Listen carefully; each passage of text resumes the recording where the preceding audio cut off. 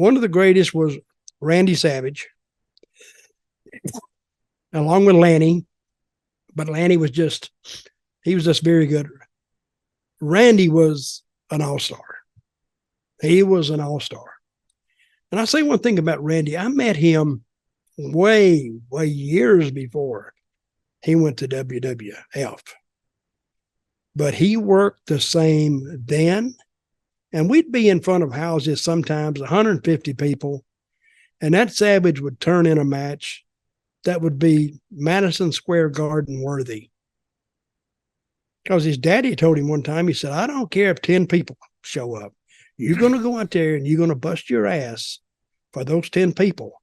Said it's not their fault nobody else came.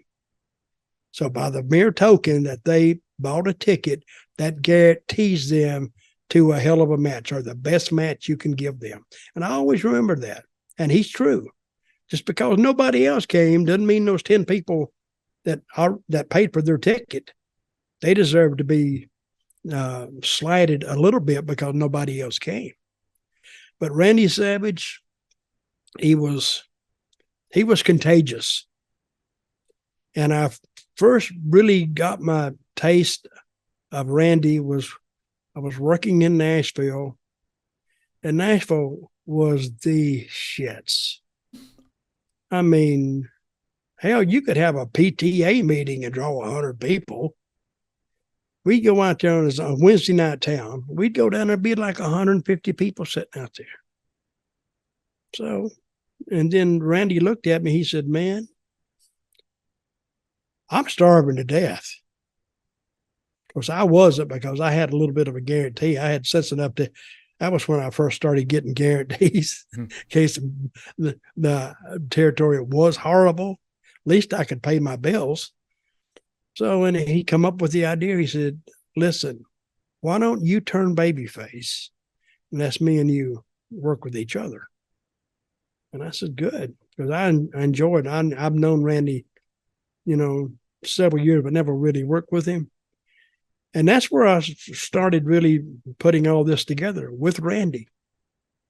Because he would go out there and those people were all over him. So back in those days, again, that was, what was the year?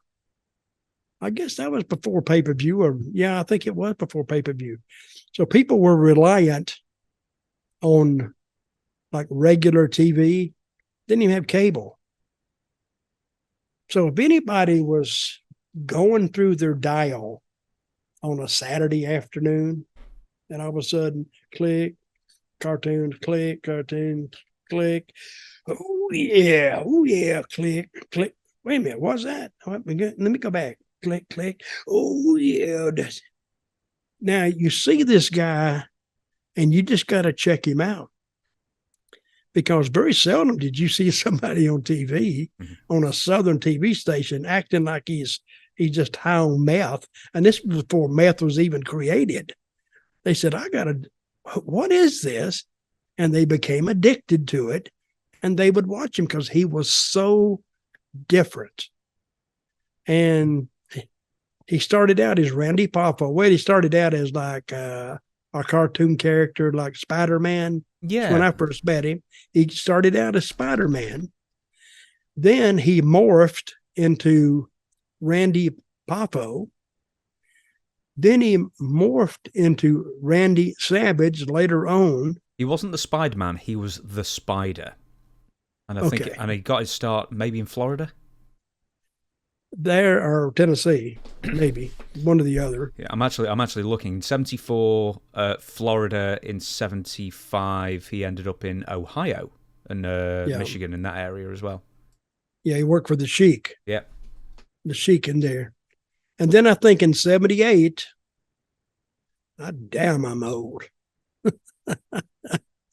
Don't make me remember dates like that. And then he was a Spider. Then he was Randy Poffo. Then as time went on, he morphed a little more into Randy Savage. And then he became, when I was with him in Nashville, he became the Macho Man, Randy Savage. Mm-hmm. So he went through 4 stages, to get to where he got to, but it was very successful for him. People still remember him. I still remember him. And man, if you weren't in shape going in the ring and working with Randy, you'd have to get in shape or he'd just eat you up. I mean, he would take what you would give him and he just beat the crap out of you till you started to come back. And he didn't tell you what to do so much. I worked with Savage. It was just almost natural stuff. I actually called more of the match than he did, but he was really, really good. So he's the best. I want to ask you this. Okay, go ahead. Taped fist match. Dutch Mantell defeats Randy Savage, NWA Mid-America, 1978, March 18th. A taped fist match. That's an old school stipulation you don't get anymore. I didn't much like it, but we did it because it involves blood. Oh my God, I hated that. Special guest referee Haystacks Calhoun for another of your battles as well.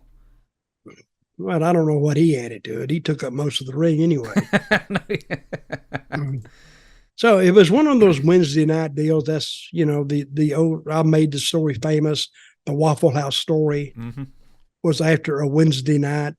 And then Savage almost got arrested by kicking a police dog. And he ended up almost getting in a fight with a guy. And I made that story famous, but it's true. Every bit of it's true. So Randy Savage joins my list of very, very good sons of promoters and bookers.